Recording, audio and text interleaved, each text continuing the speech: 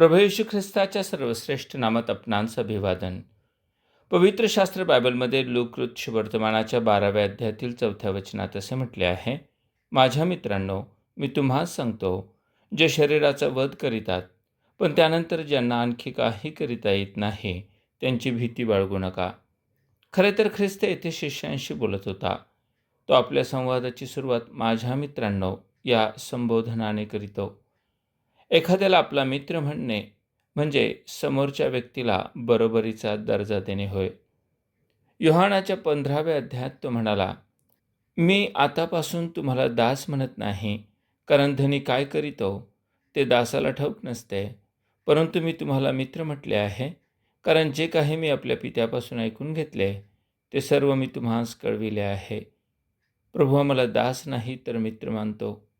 मित्रत्वाचं महत्त्व सांगताना तो म्हणाला, आपल्या मित्रांकरिता आपला प्राण द्यावा ह्यापेक्षा कोणाची प्रीती मोठी नाही.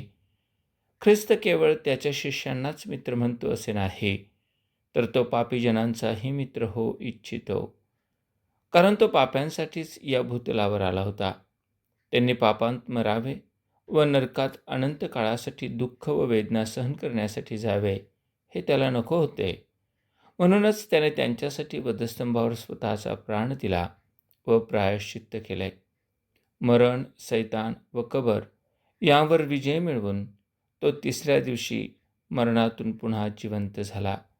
जो कोणी ख्रिस्ताची ही मोठी प्रीती जाणून त्याच्यावर विश्वास ठेवितो, तो कितीही मोठा पापी असला तरी त्याला पापांची क्षमा प्राप्त होईल व सार्वकालिक जीवन मिळेल.